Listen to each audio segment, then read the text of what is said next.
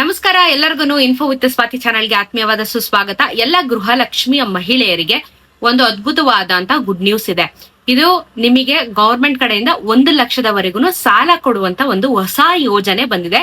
So ಇವಾಗ ನೀವು ಕೇಳ್ಬೋದು ಗೃಹಲಕ್ಷ್ಮಿಯರಿಗೆ ಮಾತ್ರಣ ಇದು ಅಂತ. ಹೌದು, ಗೃಹಲಕ್ಷ್ಮಿಯರಿಗೆ ಅಂತಾನೆ ಜಾಸ್ತಿ ಫೋಕಸ್ ಮಾಡಿದ್ದಾರೆ. ಬಟ್ ಇನ್ ಜನರಲ್ ಹಾಕ್ಬೋದು, ಬಟ್ ಫಸ್ಟ್ ಪ್ರಯಾರಿಟಿ ಗೃಹಲಕ್ಷ್ಮಿ ಯೋಜನೆ ಫಲಾನುಭವಿಗಳಿಗೆ ಕೊಟ್ಟಿದ್ದಾರೆ.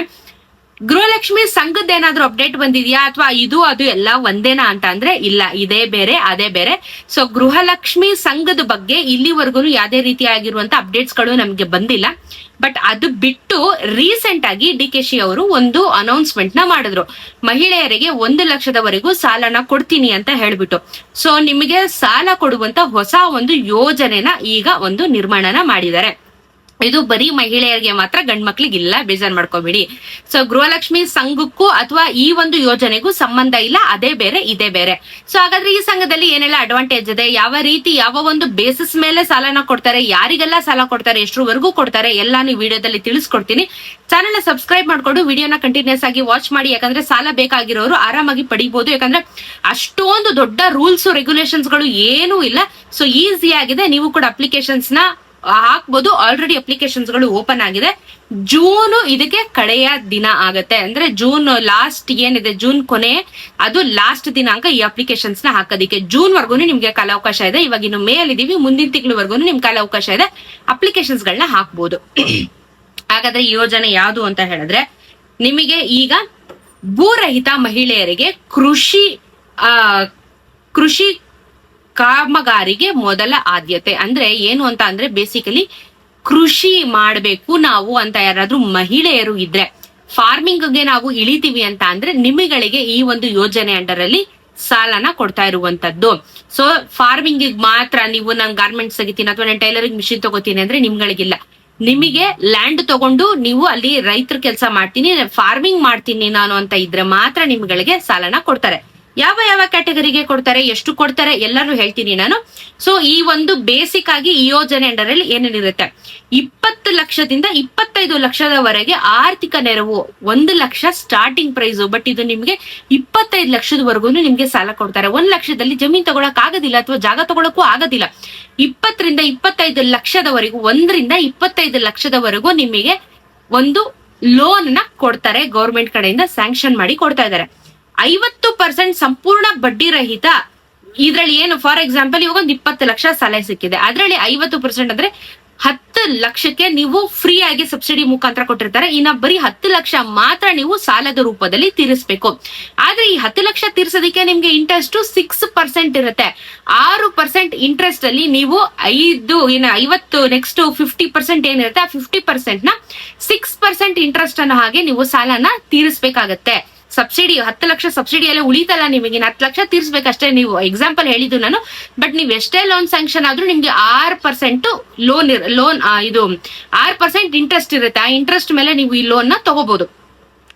ಬೆಂಗಳೂರು ಯಾವ ಯಾವ ಜಾಗಗಳು ಕೊಡ್ತಾ ಇದ್ದಾರೆ, ಬೆಂಗಳೂರು, ರಾಮನಗರ, ಚಿಕ್ಕಬಳ್ಳಾಪುರ ಜಿಲ್ಲೆಗಳಲ್ಲಿ ಮಾತ್ರ. ಬೆಂಗಳೂರು, ರಾಮನಗರ, ಚಿಕ್ಕಬಳ್ಳಾಪುರದಲ್ಲಿ ಮಾತ್ರ. ಎಲ್ಲಾರ್ಗೂ ಕೊಡ್ತಾ ಇಲ್ಲ, ಇಡೀ ಕರ್ನಾಟಕದಲ್ಲಿರುವಂತ ಎಲ್ಲಾರ್ಗೂ ಕೊಡ್ತಾ ಇಲ್ಲ. ಕೆಲವೊಂದು ಜಾಗಗಳನ್ನ ಮಾತ್ರ ಮಾರ್ಕ್ ಮಾಡಿ ಕೊಡ್ತಾ ಇದ್ದಾರೆ. ಸೊ ನಿಮಗೆ ಇಲ್ಲಿ ಕೊಡ್ತಾ ಇದ್ದಾರೆ, ಸರಿನಾ? 10 ವರ್ಷ ನಿಮಗೆ ಕಾಲಾವಕಾಶನ ಕೊಡ್ತಾರೆ ಈ ಸಾಲನ ತೀರ್ಸೋದಿಕ್ಕೆ. 10 ವರ್ಷ ಕಾಲಾವಕಾಶದಲ್ಲಿ ನೀವು ಏನ್ ಸಾಲ ತಗೊಂಡಿದ್ದೀರಾ ಅದನ್ನ 6% ಇಂಟ್ರೆಸ್ಟ್ ಅನ್ನೋ ತರ ಆರಾಮಾಗಿ ಕೂತ್ಕೊಂಡು ಸಾಲನ ತೀರಿಸಬಹುದು. 10 ವರ್ಷ ಟೈಮ್ ಇದೆ ನಿಮಗೆ, ಓಕೆನಾ? ಹಾಗಾದ್ರೆ ಯಾರ್ಯಾರು ಅರ್ಹರಾಗಿರ್ತಾರೆ, ಯಾರಿಗೆ ಈ ಒಂದು ಯೋಜನೆ ಒಂದು ಫಲಾನುಭವಿಗಳು ಆಗ್ಬಹುದು ಅಂತ ಅಂದ್ರೆ, SC/ST ಅಂಡರ್ ಅಲ್ಲಿ ಯಾರ್ಯಾರು ಬರ್ತೀರಾ ನೀವೆಲ್ಲರೂ ಎಲಿಜಿಬಲ್ ಇರ್ತೀರಾ.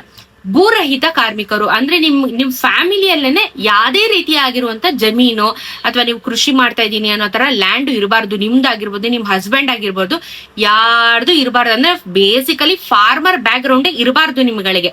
ಯಾವ್ದೇ ರೀತಿಯಾಗಿರುವಂತ ಜಮೀನ್ಗಳು ಇರೋ ಹಾಗಿಲ್ಲ, ಓಕೆನಾ? ಇದಾದ್ಮೇಲೆ ವಯಸ್ಸು 21ರಿಂದ 50 ವರ್ಷ ತನಕ ಕೊಟ್ಟಿದ್ದಾರೆ. ಮತ್ತೆ ನಿಮ್ಗೆ ವರ್ಷದ ಆದಾಯ ಕಮ್ಮಿ ಇರಬೇಕು. ಬಿಕಾಸ್ ಇದು BPL ಮತ್ತೆ ಅಂತ್ಯೋದಯ ಅವ್ರಿಗೆ ಫೋಕಸ್ ಮಾಡ್ತಾ ಇರೋದ್ರಿಂದ ಅಫ್ಕೋರ್ಸ್ ಆ ಕ್ರೈಟೀರಿಯಾ ಒಳಗಡೆ ಇರ್ತೀನಿ ಅಂದ್ರೆ ವೆಲ್ ಅಂಡ್ ಗುಡ್. ದಾಖಲೆಗಳು ಏನೇನ್ ಬೇಕು, ಆಧಾರ್ ಕಾರ್ಡು, ಜಾತಿ ಮತ್ತೆ ಆದಾಯ ಪ್ರಮಾಣ ಪತ್ರ ಕೊಡ್ಬೇಕು, ರೇಷನ್ ಕಾರ್ಡ್ ಕೊಡ್ಬೇಕು, ಬ್ಯಾಂಕ್ ಪಾಸ್ಬುಕ್ ಕೊಡ್ಬೇಕು, ರೀಸೆಂಟ್ ಆಗಿರುವಂತ ಫೋಟೋ ಕೊಡ್ಬೇಕು, ಪಾಸ್ಪೋರ್ಟ್ ಸೈಜ್ ಫೋಟೋ.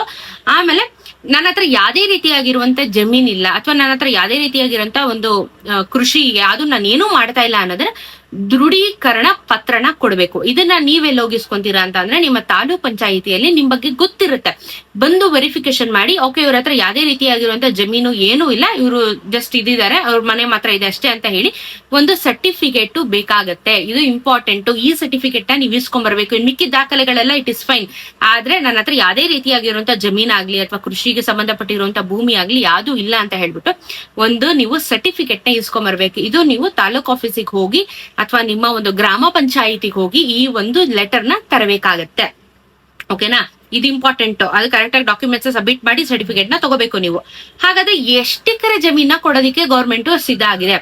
2 ಎಕರೆ ಒಣ ಜಮೀನನ್ನ ನೀವು ತಗೋಬಹುದು. 2 ಎಕರೆ ಒಣ ಜಮೀನನ್ನ, ಒಣ ಭೂಮಿ ಏನಿದೆ ಅದನ್ನ ನೀವು ತಗೋಬಹುದು. ಆಮೇಲೆ 1 ಎಕರೆ ನೀರಾವರಿ ಜಮೀನನ್ನ ನೀವು ಆಪ್ಟ್ ಮಾಡ್ಕೊಂಡು 3 ಆಪ್ಷನ್ ಇದೆ ನಿಮಗೆ. 3 ಆಪ್ಷನ್ ಅಲ್ಲಿ ಏನ್ ಬೇಕಾದ್ರೂ ಸೆಲೆಕ್ಟ್ ಮಾಡ್ಕೋಬಹುದು. 2 ಎಕರೆ ಒಣ ಭೂಮಿ ಇರುತ್ತೆ, 2ನೇದು ನಿಮ್ಗೆ ನೀರಾವರಿ ಇರುವಂತ ಜಾಗ ಇರುತ್ತೆ, ಅದು 1 ಎಕರೆ. 20 ಗುಂಟೆ ತೋಟಗಾರಿಕೆ ಜಮೀನು. 3 ಭಾಗಗಳನ್ನ ಮಾಡಿದ್ದಾರೆ. ಇನ್ನೊಂದ್ಸತಿ ಹೇಳ್ತೀನಿ, 2 ಎಕರೆ ಒಣ ಜಮೀನು, 1 ಎಕರೆ ನೀರಾವರಿ ಜಮೀನು, 20 ಗುಂಟೆ ತೋಟಗಾರಿಕೆ ಜಮೀನು. ಸೊ ಈ 3 ಆಪ್ಷನ್ ಅಲ್ಲಿ ನಿಮಗೆ ಯಾವ್ದು ಅಗತ್ಯ ಇದೆ ಅದನ್ನ ನೀವು ಸೆಲೆಕ್ಟ್ ಮಾಡ್ಕೋಬಹುದು. ಓಕೆನಾ? ಸೊ ಅರ್ಜಿನ ಸಲ್ಲಿಸುವಂತ ವಿಧಾನ ಇಷ್ಟು ಬಂದಾಯ್ತು ರೂಲ್ಸ್ ಅಂಡ್ ರೆಗ್ಯುಲೇಷನ್ಸ್ ಬಗ್ಗೆ. ಇದಕ್ಕೆ ನೀವು ಅರ್ಜಿನ ಸಲ್ಲಿಸಬೇಕು ಅಂತ ಅಂದ್ರೆ ಬೆಂಗಳೂರು 1 ಕರ್ನಾಟಕ 1 ಎಲ್ಲಿಗ್ ಬೇಕಾದ್ರೂ ಹೋಗಿ ಅರ್ಜಿನ ಸಲ್ಲಿಸಬಹುದು. ಆನ್ಲೈನ್ ಅಲ್ಲಿ ಕುತ್ಕೊಂಡು ಮಾಡ್ತೀನಿ ಅಂತ ಅಂದ್ರೆ ಸೇವಾ ಸಿಂಧು ವೆಬ್ಸೈಟ್ ಗೆ ನೀವು ಲಾಗಿನ್ ಆಗ್ಬೇಕಾಗತ್ತೆ. ಅದಾದ್ಮೇಲೆ ನಿಮಗೆ ಈ ಒಂದು ಪ್ರೊಸೀಜರ್ಸ್ ಗಳು ಓಪನ್ ಆಗುತ್ತೆ. ಸೇವಾ ಸಿಂಧುಗೆ ನೀವು ಲಾಗಿನ್ ಆಗಿ ಅದಾದ್ಮೇಲೆ ನಿಮ್ಗೆ ಈ ತರ ಫ್ರೀ ಆಗಿ ಇದು ಲೋನ್ ಕೊಡ್ತಾ ಇದೀವಿ ಅಂತ ಹೇಳಿ 20 ರಿಂದ 25 ಲಕ್ಷ ಮಹಿಳೆಯರಿಗೆ ಕೃಷಿ ಭೂಮಿನ ಕೊಡ್ತಾ ಇದೀವಿ ಅಂತ ಹೇಳಿ ಒಂದು ಕ್ಯಾಟಗರಿ ಸಿಗುತ್ತೆ. ಅಲ್ಲಿ ಹೋಗಿ ಎಲ್ಲಾ ದಾಖಲೆಗಳನ್ನ ಅಪ್ಲೋಡ್ ಮಾಡಿ ನೀವು ಸ್ವಲ್ಪ ದಿನ ಕಾಯ್ಬೇಕಾಗತ್ತೆ. ಅದು ನಿಮ್ಗೆ ಫೈನಲೈಸ್ ಆದ್ಮೇಲೆ ನಿಮ್ಗೆ ಜಮೀನ್ ಅಲಾಟ್ ಆಗಿದೆಯಾ, ಎಲ್ಲಿ ಅಲಾಟ್ ಆಗಿದೆ ಅನ್ನೋದನ್ನ ಸರ್ಕಾರ ನಿರ್ಧಾರ ಮಾಡಿ ನಿಮ್ಗೆ ತಿಳಿಸುತ್ತೆ. ಇಷ್ಟೆಲ್ಲ ತಾನೇ ನಾವು ಬೇಡ ಅಂದ್ರೆ ಸೀದಾ ಬೆಂಗಳೂರು ಕರ್ನಾಟಕ 1 ಹೋಗಿ ಅವರು ನಿಮ್ಗೆ ಸಹಾಯ ಮಾಡಿ ಅದನ್ನ ಅಪ್ಲಿಕೇಶನ್ ಫಾರ್ಮ್ ನ ಫಿಲ್ ಮಾಡೋದು ಕೂಡ ಹೇಳಿಕೊಟ್ಟು ಎಲ್ಲಾನು ಮುಗಿಸ್ತಾರೆ. ಬಟ್ ಇಲ್ಲಿ ನೀವ್ ಏನೇ ಮಾಡಿದ್ರು ನಿಮ್ಮ ಹತ್ರ ಜಮೀನ್ ಇಲ್ಲ ಅಥವಾ ಕೃಷಿಗಾರಿಕೆ ಯಾವ್ದೇ ರೀತಿಯಾಗಿರುವಂತ ಜಮೀನ್ ಇಲ್ಲ ನನ್ನ ಹತ್ರ ಅಂತ ಸರ್ಟಿಫಿಕೇಟ್ ಮಾಡ್ಸೋದೇ ಬಹಳ ದೊಡ್ಡ ಇಂಪಾರ್ಟೆಂಟ್ ಟಾಸ್ಕ್ ಆಗಿರೋದು. ಇದನ್ನ ನೀವು ತಗೊಂಡ್ರೆ ನಿಮಗೆ ಲೋನು ಆರಾಮಾಗಿ ಸಿಗುತ್ತೆ. 10 ವರ್ಷ ಟೈಮ್ ಕೊಟ್ಟಿರ್ತಾರೆ. 25 ಲಕ್ಷದವರೆಗೂ ನಿಮ್ಗೆ ಸಾಲ ಕೊಡ್ತಾ ಇದ್ದಾರೆ. ಅದು ಮಹಿಳೆಯರಿಗೆ ಕೊಡ್ತಾ ಇರುವಂತದ್ದು. ಸೊ ಇದು ಕ್ಲಿಯರ್ ಆಗಿ ಹೇಳ್ತಾ ಇದ್ದೀನಿ, ಬರೀ ಹೆಣ್ಮಕ್ಳಿಗೆ ಮಾತ್ರ, ಗಂಡ್ ಮಕ್ಳಿಗಿಲ್ಲ. ಸೊ ನೀವು ಲ್ಯಾಂಡ್ ತಗೊಂಡು ನಿಮ್ ಗಂಡನೇ ಮಾಡ್ಲಿ ಅಥವಾ ನೀವು ಯಾರಾದ್ರೂ ಮಾಡ್ಕೊಳ್ಳಿ, ಬಟ್ ಲ್ಯಾಂಡ್ ನಿಮ್ಮ ಹೆಸರಲ್ಲಿ ಇರ್ಬೇಕು ಅನ್ನೋ ಉದ್ದೇಶ. ಯಾಕೆ ಮಹಿಳೆಯರು ಇಂಡಿಪೆಂಡೆಂಟ್ ಆಗಿ ಇರ್ಲಿ, ಅವ್ರಿಗೆ ಏನೋ ಒಂದು ಇನ್ಕಮ್ ಆಗ್ಲಿ ಅನ್ನೋ ಒಂದು ಉದ್ದೇಶದಿಂದ. ಬಿಕಾಸ್ ಇವಾಗ ಪ್ರತಿ ಒಬ್ರು ಇಂಡಿಪೆಂಡೆಂಟ್ ಆಗಿ ಬದುಕೋದಿಕ್ಕೆ ಆಸೆ ಪಡ್ತಾ ಇದ್ದಾರೆ. ಹಣನ ಗಂಡನ ಹತ್ರ ಹೋಗಿ ಒಂದು 10 ರೂಪಾಯೋ 20 ರೂಪಾಯಿ ಕೇಳಿದಾಗ ಯಾಕೆ ಏನು ಅಂತ ಕೇಳುವಂತ ಕೆಲವೊಂದಷ್ಟು ಸಂದರ್ಭಗಳು ಅಥವಾ ಕೆಲವೊಂದಷ್ಟು ಫ್ಯಾಮಿಲಿಗಳಿರುತ್ತೆ. ಇದನ್ನೆಲ್ಲ ಕೇಳಿದಾಗ ಅಯ್ಯೋ ಯಾಕೆ ಹಿಂಗ್ ಕೇಳಕ್ ಹೋದೆ ನಾನು ಅನ್ನೋದು ಹೆಣ್ಮಕ್ಳಿಗೆ ಎಲ್ಲೋ ಒಂದು ಬೇಜಾರಾಗುತ್ತೆ. ಅಯ್ಯೋ ಇಷ್ಟ ಕೇಳಿದಿಕ್ಕೆ ಇಷ್ಟೆಲ್ಲ ಮಾತಾಡ್ತಾರಲ್ಲ ಅಂತ. ಇದನ್ನ ಬೇಡ, ನೀವ್ ಇಂಡಿಪೆಂಡೆಂಟ್ ಆಗಿ ದುಡಿರಿ, ನೀವ್ ಇಂಡಿಪೆಂಡೆಂಟ್ ಆಗಿ ನಿಂತ್ಕೊಳ್ಳಿ ಅನ್ನೋ ಉದ್ದೇಶದಿಂದ ಈ ರೀತಿ ಗೌರ್ಮೆಂಟ್ಗಳು ಕೆಲವೊಂದಷ್ಟು ಸ್ಕೀಮ್ ನ ಮಹಿಳೆಯರಿಗೆ ಕೊಡ್ತಾ ಇದ್ದಾರೆ. ಒಟ್ನಲ್ಲಿ ಮಹಿಳೆಯರು ಇಂಡಿಪೆಂಡೆಂಟ್ ಆಗಿ ಇರಬೇಕು, ಅವ್ರ ದುಡಿಮೆ ಅವರೇ ಮಾಡ್ಕೋಬೇಕು ಅನ್ನೋ ಉದ್ದೇಶದಿಂದ. ಇವಾಗ ನಾವೇ ನಮ್ ದುಡ್ಡನ್ನ ಸಂಪಾದನೆ ಮಾಡ್ಕೊಂಡ್ರೆ ನಮ್ಗೆ ಹೆಂಗ್ ಬೇಕೋ ಹಂಗಿರ್ಬೋದಲ್ವ, ಯಾರ ಹತ್ರನು ಕೈ ಒಡ್ಡುವಂತ ಅವಶ್ಯಕತೆ ಇರೋದಿಲ್ಲ. ಸೊ ಇದನ್ನ ಗಮನದಲ್ಲಿ ಇಟ್ಕೊಂಡು ಈ ಯೋಜನೆಗಳನ್ನ ಇವರು ಮಾಡ್ತಾ ಇರುವಂತದ್ದು. ಸಿಂಪಲ್. ಓಕೆನಾ? ಸೊ ಇದರ ವಿಚಾರವಾಗಿ ಕ್ಲಿಯರ್ ಆಗಿ ನಿಮ್ಗೆ ಪ್ರತಿಯೊಂದು ಡೀಟೇಲ್ಸ್ ನಾನು ಇನ್ಫಾರ್ಮ್ ಮಾಡಿದೀನಿ. ಬೆಂಗಳೂರು 1 ಕರ್ನಾಟಕ 1 ಹೋಗಿ ಅಪ್ಲಿಕೇಶನ್ಸ್ ನ ಹಾಕಿ ಜೂನ್ ವರ್ಗೂ ನಿಮ್ಗೆ ಕೊನೆ ಅವಕಾಶ ಇದೆ, ಜೂನ್ ವರ್ಗೂ ಅವಕಾಶ ಇದೆ, ನೀವು ಹೋಗಿ ಹಾಕೋಬಹುದು. ಸರಿನಾ? ಸೊ ಇದು ಗೃಹಲಕ್ಷ್ಮಿಗಾಗ್ಲಿ ಅಥವಾ ಇನ್ನೊಂದಕ್ಕಾಗ್ಲಿ ಸಂಬಂಧ ಇಲ್ಲ. ಅಂದ್ರೆ ಗೃಹಲಕ್ಷ್ಮಿ ಸಂಘಕ್ಕೆ ಮತ್ತೆ ಇದಕ್ಕೂ ಸಂಬಂಧ ಇಲ್ಲ. ಇದೇ ಬೇರೆ ಅದೇ ಬೇರೆ. ಬಟ್ ಇಲ್ಲಿ ಪ್ರಯಾರಿಟಿ ಮತ್ತೆ ಗೃಹಲಕ್ಷ್ಮಿ ಯೋಜನೆ ಫಲಾನುಭವಿಗಳು ಯಾರಿದ್ದಾರೆ ಅಂತವ್ರಿಗೂ ಹಾಕ್ಬೋದು ಅಂತಾನು ಪ್ರಯಾರಿಟಿ ಕೊಟ್ಟಿದ್ದಾರೆ. ಸೊ ಅದು ಬಿಟ್ಟು ನಾವು ನಾರ್ಮಲ್ ಕಾಮನ್ ಪೀಪಲ್, ನಾವು BPL ಆದ್ರೆ ನಮ್ಗೆ ಗೃಹಲಕ್ಷ್ಮಿ ಹಣ ಬರ್ತಾ ಇಲ್ಲ, ನಾವೇನಾದ್ರೂ ಹಾಕ್ಬೋದಾ ಅಥವಾ ಅಂತ್ಯೋದಯದವ್ರು ನಾವೇನಾದ್ರೂ ಹಾಕ್ಬೋದಾ ಅಂದ್ರೆ ಅಫ್ಕೋರ್ಸ್ ನೀವುಗಳು ಹಾಕ್ಬೋದು. APL ಅವ್ರಿಗೆ ಅವಕಾಶ ಇರಲ್ಲ, ಯಾಕಂದ್ರೆ ಆದಾಯ ಮಿತಿ ನಮ್ದು ಜಾಸ್ತಿ ಇರುತ್ತೆ. ಸೊ APL ಅಂಡರ್ ಇವರು ಬರೋದಿಲ್ಲ. BPL ಅಂತ್ಯೋದಯ ಫೋಕಸ್ ಮಾಡಿರೋದ್ರಿಂದ ಗೃಹಲಕ್ಷ್ಮಿ ಫಲಾನುಭವಿಗಳೇ ಮೆಜಾರಿಟಿ ಇರ್ತಾರೆ. ಯುಟಿಲೈಸ್ ಮಾಡ್ಕೊಳ್ಳಿ, ಲೋನ್ ನ ಕೊಡ್ತಾ ಇದ್ದಾರೆ. ನೀವು ಆರಾಮಾಗಿ ಒಂದು ಜಮೀನ ತಗೊಂಡು ಲೈಫ್ ಕೂಡ ಸೆಟಲ್ ಮಾಡ್ಕೋಬಹುದು. ಸೊ ಇದಿಷ್ಟು ವಿಚಾರಗಳಿತ್ತು, ಅಪ್ಡೇಟ್ ಮಾಡಿದೀನಿ. ಏನೇ ಡೌಟ್ ಇದ್ರು ಕಮೆಂಟ್ ಅಲ್ಲಿ ತಿಳಿಸಿ, ಉತ್ತರ ಕೊಟ್ಟೆ ಕೊಡ್ತೀನಿ. ಸಿಗೋಣ ಇನ್ನೊಂದಷ್ಟು ವಿಡಿಯೋ. ನಮಸ್ಕಾರ.